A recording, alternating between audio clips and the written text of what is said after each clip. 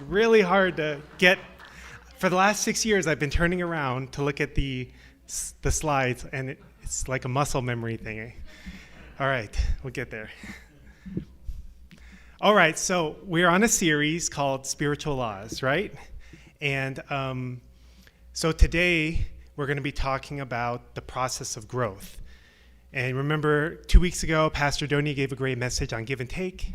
And we've got some really great messages planned for the next few weeks. So I hope that we all get a lot out of it. I know I got a lot out of preparing the message for today. So this law, in my own words, is in order to bear good fruit, all things must go through a process of growth. So I'm going to start off with a couple excerpts from the Divine Principle. The universe was designed to reach perfection after a certain growing period, described in the Bible as 6 days. As one of God's creations, human beings are also bound to this principle. All phenomena occurring in the universe bear fruit only after the lapse of a certain interval of time. All things are designed to reach completion, only passing through a set growing period. And then, one more thing. Created beings other than humans are endowed with the innate nature to grow to maturity naturally and become object partners which bring God joy. Human beings, on the other hand, can become true and authentic object partners who bring joy to God only through their free will and free actions. They cannot become the object partners who inspire God with joy unless they understand his will and make effort to live accordingly. Hence, human beings are endowed with emotional sensitivity to the heart of God, intuition, and reason to comprehend his will, and the requisite abilities to practice it. A person who relates with God in this manner will attain perfection of his individual character. So I think this is common sense to a lot of us. It's very obvious, but in reality, something that we need to talk about sometimes and be reminded about sometimes. That out of all creation, human beings are a little bit different in the sense that just like the animals and the plants, we grow through the laws of nature. As long as we get the proper sunshine and water and food and nourishment, we grow up to be healthy adults, right? And in nature, plants, animals, all things grow through a process of growth. And as long as the right circumstances are there, then they grow to maturity. And then they bear fruit. In the, animals procreate, and they, in many cases, our pets, they return love and beauty to us. And nature is beautiful. We get so much joy out of being in nature and enjoying nature. But for us as people, we can become adults in our bodies. We grow through our babies and childhoods and teenage years and become adults. But it doesn't necessarily guarantee that we mature or become healthy, wholesome adults inside. So we have a world that we live in where you can meet a 30-year-old adult, but that person many times, or sometimes, depends, might be a child inside. And as adults, we are very good at hiding our, nobody likes, how the phrase goes, airing your dirty laundry. Nobody likes showing our shortcomings and our immaturities to the world. Even in our families as husband and wife, nobody likes focusing on their, showing their problems or areas where they didn't grow up completely. But we all have those areas of our life where, we are still working on ourselves. We are growing.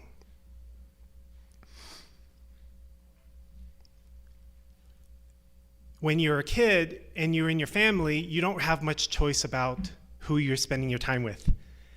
And you don't get a choice of who your parents are. You don't get a choice of who your siblings are. And there's many things you don't have much of a choice in. So sometimes it can be very challenging to be around people that, maybe we struggle with. And when we become adults, we have more freedom to choose who we want to spend our time with. It becomes very easy to kind of lose sight of our shortcomings or focus on being around people that we like to be around, and to not be around people and not spend time with people that we don't like or that think differently from us. Becomes easier for us to not put ourselves in situations that make us uncomfortable. And it can be easier to kind of show a good face. We can get a good education, we can get a good job, maybe a lot of money, nice clothes.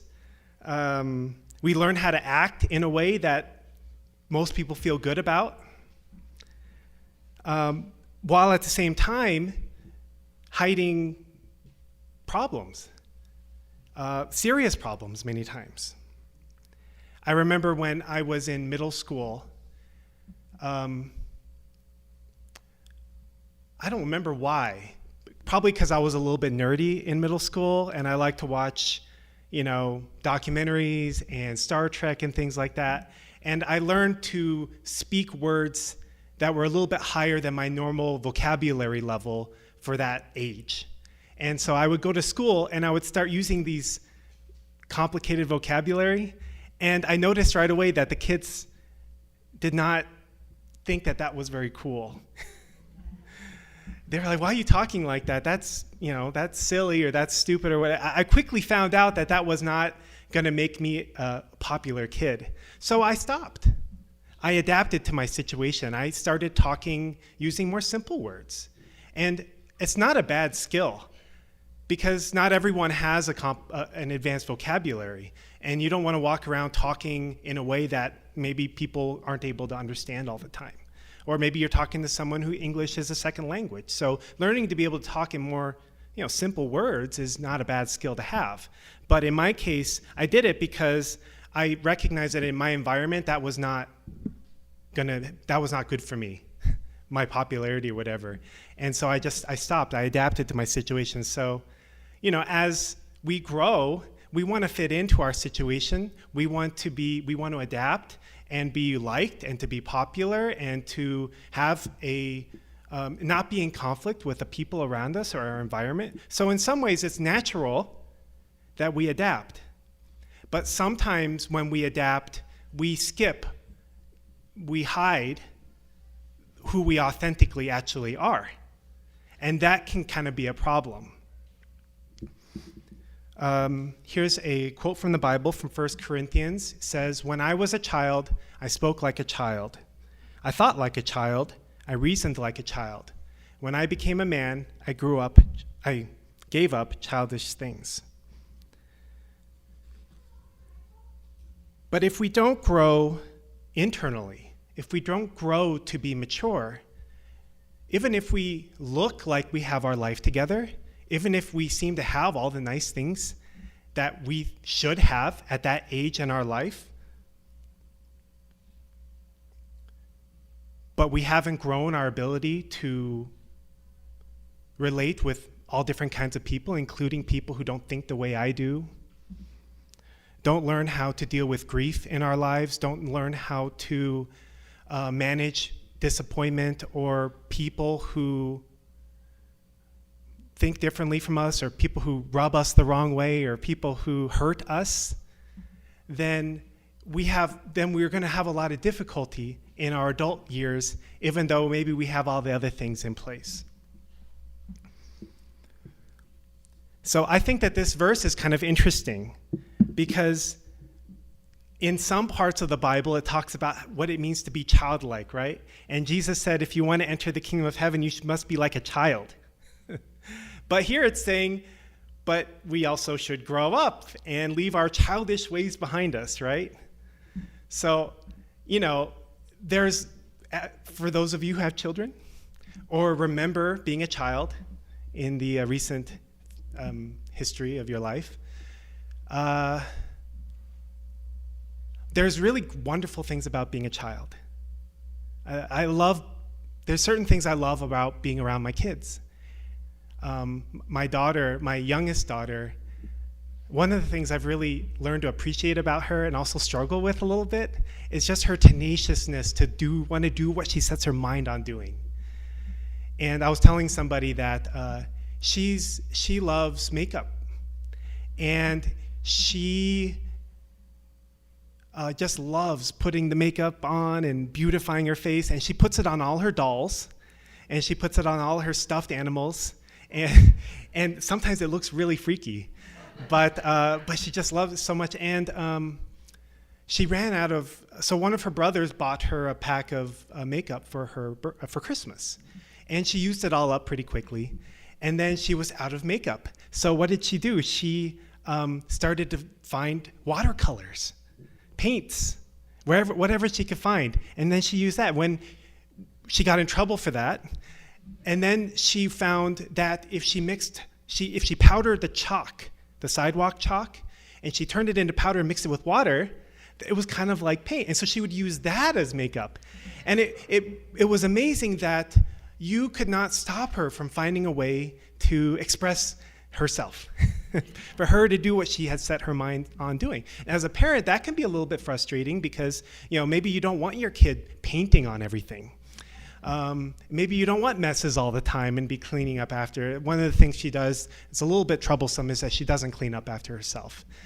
But I admire that childish sense of her that just, if she has a desire to do something and she just does it and she finds a way to do it. Sometimes we as adults, if we don't get the result we're looking for, we just get discouraged and we give up.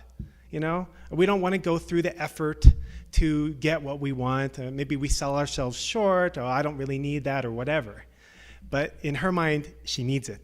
So she finds a way to do it. I love that. So there's certain aspects of childliness that are really wonderful. And as adults, we can learn a lot from kids. We can learn so much from kids. And I think that that's a big part of why Jesus said, if you want to go to the King of Heaven, you have to be like a child. Sometimes we learn habits and ways of being in our adulthood that keep us from God and keep us from people and keep us from experiencing love in our life. But I think that there's also the aspect of children that is that you expect to grow out of. And so if you're around kids a lot, you also know that kids are thinking in the here and the now. And whatever their body is feeling or whatever their emotions are feeling, that's what they express. I'm hungry. I'm tired. I want this. I want that. There's no concept of like deferred gratification or planning for the future. It's not particularly important to kids, and we can teach them that. It's not a bad thing, but it's not something that necessarily comes to them naturally.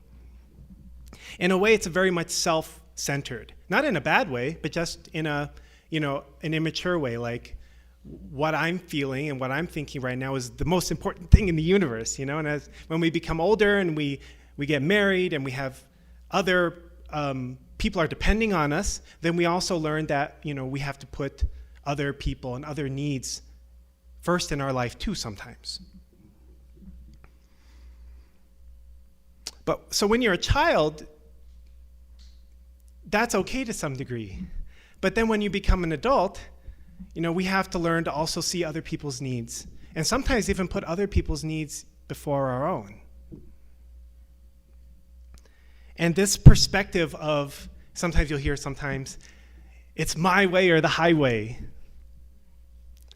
just doesn't really work in our adult relationships, or actually even in our relationships with our kids.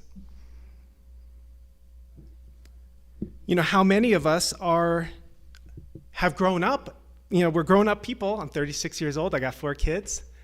But find ourselves sometimes holding on to, resentments and grudges. And sometimes when people hurt us, when you're a kid, sometimes you'll just hit them, right? You don't have necessarily socially acceptable boundaries, that say, oh, you can't hit somebody because they made you mad or something like that. When we're adults, we learn that, there's certain things that are not really looked at in a positive light. When you're a kid, you don't have that as much.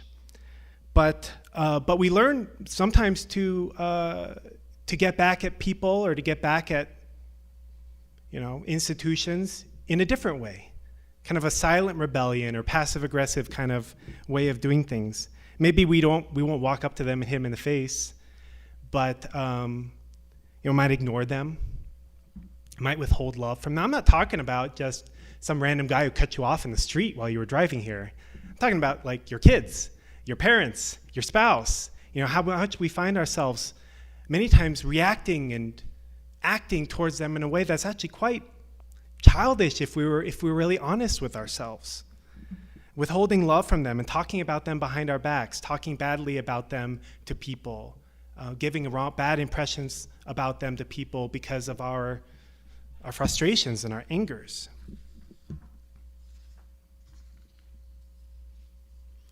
So if we find ourselves acting that way as adults, then we have to recognize that there's areas of growth in our lives, and we all have them. We all have areas of growth. And I think that, let me get off this slide here. It would not be an exaggeration to say that the purpose of our life on earth is to grow, to become fruitful, as the Bible says. We know that as spiritual people, we know that this life is not the end. We have a spirit world. We have an afterlife, heaven, whatever you want to call it, that's going to come after this life. So why do we even have a life? Why do we have to live this life and go through all the challenges that we go through, surviving in this world? Because in the spirit world, you don't need to struggle with basic necessities, to work just to make money, to feed yourself and your family and to pay the rent. There's no money in the spirit world because there's nothing to buy. There's no food in the spirit world unless you want to make it because you don't get hungry. You don't have a physical body, right? You don't need knowledge because if you want to learn something, our True Father has said that if you want to learn something about a subject, then you just look at the book or whatever, and then all of a sudden your mind is filled with the knowledge. It's kind of like in The Matrix when Neo wants to learn how to do kung fu, and they just download it into his brain. He's like, I know kung fu, right? And I don't know if the spirit world is like that. I'm not like an expert in the spirit world, but our True Father has said that spirit world is like that. We don't need knowledge. It's not bad to have those things. Don't get me wrong. But those things can be easily obtained in the spirit world. If we want to have a delicious meal, even if we're not hungry, we just create it. It's all, the spirit world is a product of our mind.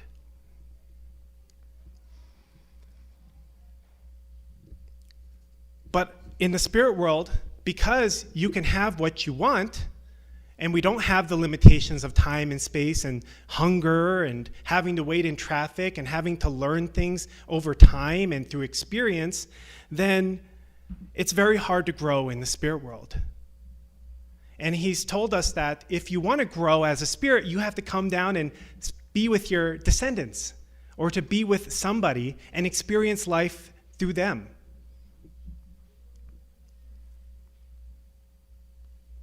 Our time on earth is a time to grow ourselves and a time to grow our spirits, our character, our ability to embrace all different kinds of people, our ability to give love even when it isn't returned. In the spirit world, if we don't want to spend time with a person, if I don't like a person, I never want to see that person again, you would just never see them again. If I don't like a certain kind of people, I would just never see those kind of people. If I want to be with somebody, I'll just be with somebody. But our learning the ability to give love and to appreciate people who are different than us, even when that love isn't returned, that's something that, if we choose to, we can do very easily in this world. Even here in this church, you will look around and you will see many people who are very different than you. Many people that maybe you would normally not spend time with or want to be around, but you have the blessing of being around them here because the church brings together all kinds of people, or should anyway. Our ability to be grateful in difficult situations or situations that we feel are unfair, and then also fostering this desire to be a good son or daughter of God and practicing it. Even Jesus had to grow. It says in Luke, Jesus grew in wisdom and stature and in favor with God and man. This was right after the story where he goes into the city and he's spending all this time with the scholars and religious people.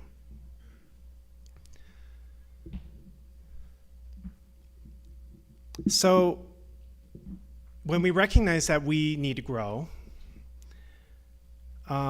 it kind of brings up another topic. So I'm going to kind of switch gears a little bit here, and I want to share a story that you've probably already heard. It's from the Bible. It's called the Parable of the Sower. This is from Luke. It says, "A farmer went out to sow his seed. As he was scattering the seed, some fell along the path. It was trampled on, and the birds ate it up. Some fell on rocky ground, and when it came up, the plants withered because they had no moisture. Other seed fell among thorns, which grew up with it and choked the plants. Still other seed fell on good soil. It came up and yielded a crop, 100 times more than was sown."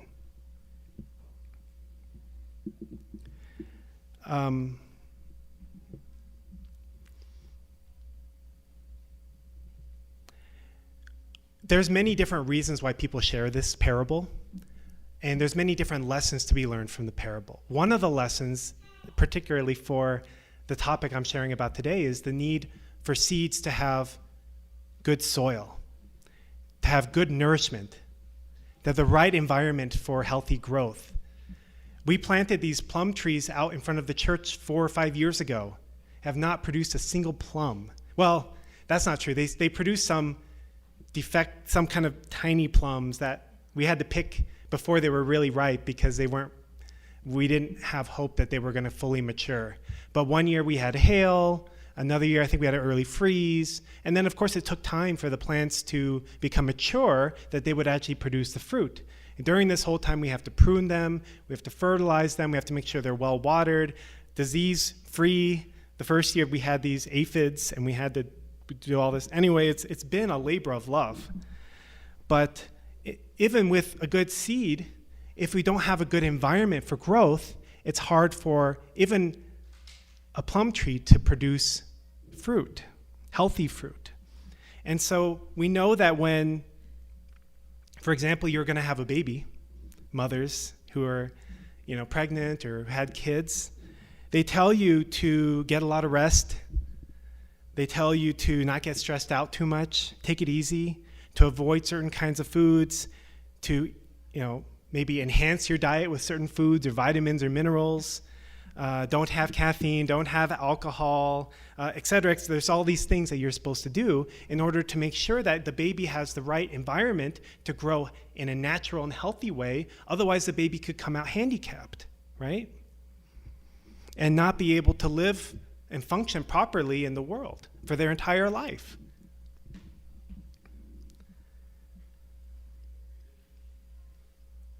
So having the right environment for growth is so important. And planting seeds and growth is not just everything is like this. So I was remembering that when this whole Love and Life fiasco happened, this scandal happened a few years ago, I remember being very struck by disappointment and frustration and a bunch of other things. And it planted the seed of doubt in my mind. If I could be disappointed and betrayed like this and not have seen it coming, what other areas of my life are false or have I been lied to about? And the seed of doubt over time grew in the fertile ground of doubt. And kind of continued disappointment that happened from that time on. It was only when I could really look at that very honestly and make the effort to kind of plant new soil and new nutrients in my mind that I could weed out the doubt that was in there. But it was very hard. It was very hard. Even doubt can be like a seed that grows in our minds from disappointment, pain, feeling betrayal, these kind of things. And that brings me to the point of talking about growth and how in the normal circumstances, just like how God provides the environment for us to grow as human beings and for the plants and the animals to grow if they get the right sunshine and the nutrients, to some degree, human beings are supposed to grow naturally too. I mean, of course we have a choice. We have free will. But God intended for us to have a much more nurturing environment than we realistically have in this world, because we all fall short. As parents, I know I fall short as a parent. I know my parents have fallen short, even though they've tried their best, and all of us fall into that category. And some of us have very dysfunctional families, and we have a dysfunctional society that we grew up in, and we try our best. We try our best to be healthy people. We try our best to raise healthy fruit, kids, everything that we create from our life work. But seeds must be planted in an environment where they can grow. And of course, the ultimate environment is the family. The divine principle says, for the physical self to grow in good health, it must have proper nourishment. It must absorb air and sunlight. Oh, I'm sorry, this is the wrong one. The family is a school where love for humanity is taught and learned. When children who are raised in the warm love of their parents go into the world, they will care for people in difficulty in the manner they learned in their home. People raised in loving relationships with their own brothers and sisters will go into society and share their caring hearts with their neighbors.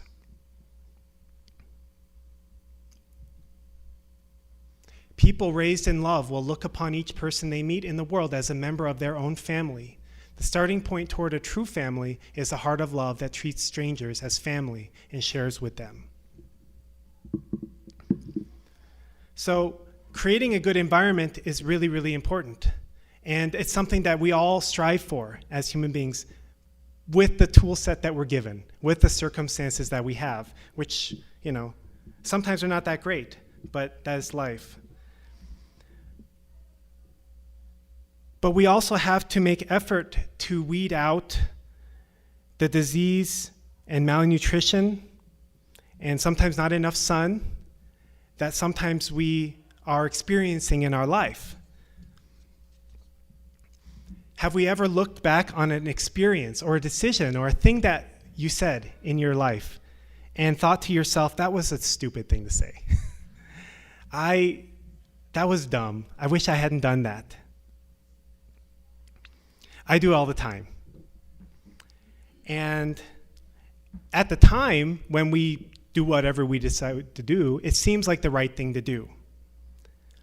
But then maybe looking back on that later on in our life, we feel a little bit of regret or embarrassment. That was a very hurtful thing I did.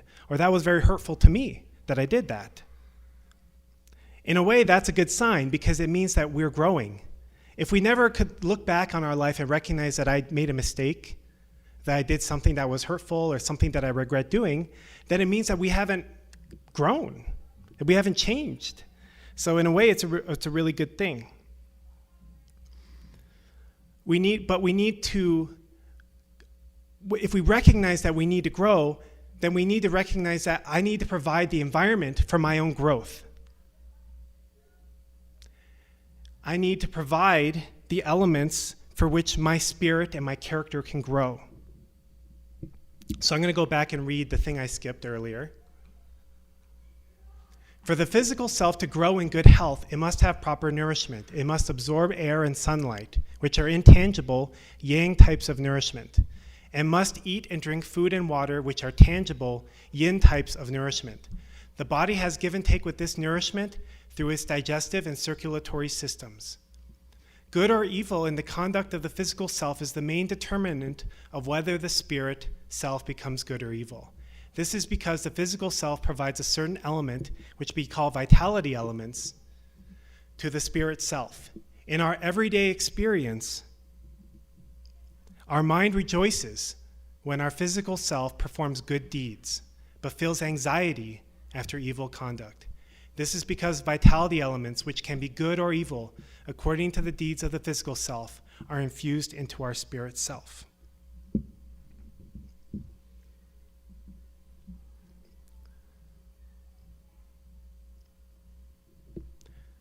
So, providing the environment that fosters our spirit to grow and our character to grow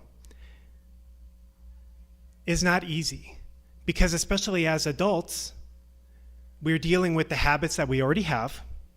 We're dealing with the experiences that we've already had, and we have the free will to create our environment the way we want to create it. Like I said, you can choose the people that you want to be around to some degree. You can choose the people you don't want to be around to some degree. But that's not always going to be helpful to us. And sometimes recognizing the path that we're on and recognizing the need for growth means that we have to find a way to provide ourselves the environment to grow. That means that sometimes we have to look for people who are better than us. We have to look for people who have better habits than us, who have more love for us, that are maybe in a better place in their life than we are, so we can learn from them, so that we can maybe even get some coaching from them or something like that. We need to spend time with people who encourage us to be better, and spend time with people that were different than us, that we don't understand, or maybe even people that we struggle with. Come to church, make commitments and stick to them. Get help when needed. Read God's word. Pray. These are all things that we can do to create an environment for our spirits and our characters to grow. And serve, just like you were saying with the vitality elements, the actions that we physically do, cleaning, serving, praying for somebody, apologizing to somebody. These are actions that we take that they help us to humble ourselves. They help us to become closer to God. They feed our spirits the nourishment that our spirits need.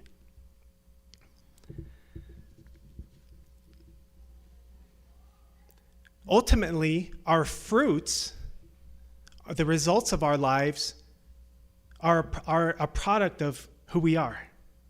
And if we look at our lives and we say, I'm not happy with my fruits, or I want to have better fruits, I want to have better relationships, I want to have more love in my life, I want to have more intimacy in my life, I want to make a bigger impact on the world, then we need to grow ourselves. We need to grow ourselves, because the fruits that we have in our life are the result of who we are in the moment. If we want to have better results, if we want to have better fruits, then we need to grow ourselves. And that's how we do it. So that's my message. Please join me in prayer. Good morning, Heavenly Parent. Thank you so much for this morning. Thank you for every brother and sister here who came and could listen to this message. I really hope that you could speak to each and every one of us in some different way. I pray, Heavenly Parent, that as we go in our lives, that we can walk closer and closer with you every step of the way. We know that our ultimate destination is to be with you, to be close to you. And ultimately, every one of us will go to the spirit world. And I pray that each and every one of us can take with us a life full of loving relationships, lives impacted, difference made, and a full heart of love and gratitude, even though we, each and every one of us, experience pain and hardship in our life. So grateful for this community. Heavenly Parent, please guide us to be a community that reflects the beauty and love that you have invested into us so much. And I pray that we can grow to produce fruits that you wish to see from each and every one of us. I offer this prayer in my name, Michael and Adonia Hendrick, Blessed Center family. Amen and adieu. Thank you.